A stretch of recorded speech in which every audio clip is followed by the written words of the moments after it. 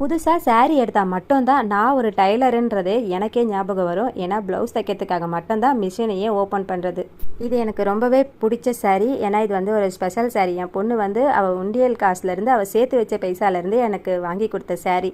இந்த saree எனக்கு ரொம்ப பிடிச்சதால ஏற்கனவே அந்த சாரியில் அவளுக்கு நான் பாவாடை சட்டை தச்சு கொடுத்துருக்கேன். அதனால தான் அதே மாதிரி saree வேணும்னு சொல்லிட்டு அவள் எனக்கு வாங்கி கொடுத்துருக்கா. எங்கள் 2 பேருக்கும் ஒரே மாதிரி எடுத்துட்டோமா, அதனால எங்கள் மாமியாருக்கும் இதே சாரியில் ரெட் கலரில் பார்டர் வச்சு அவங்களுக்கும் ஒரு saree எடுத்து கொடுத்துட்டேன். இன்னைக்கு ஒரு ஸ்பெஷல் டேனாலே இனிப்பு இல்லாமல் எப்படி, நான் டக்குன்னு செய்யக்கூடிய சிறுபருப்பு பாயாசம் தான் செஞ்சுருக்கேனே.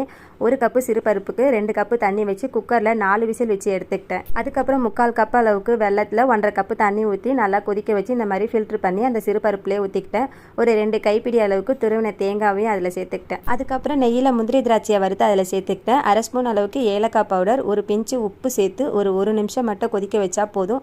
ரொம்பவே சீக்கிரமாக செய்யக்கூடிய சிறுபருப்பு பாயாசம் ரெடி ஆயிடுச்சு. எனக்கு ரொம்பவே பிடிக்கும் இந்த பாயாசம். இந்த வருஷம் கல்யாண நாளுக்கு எனக்கு சாரியும் அவங்க அப்பாவுக்கு சட்டையும் என் பொண்ணு தான் வாங்கி கொடுத்தாலே.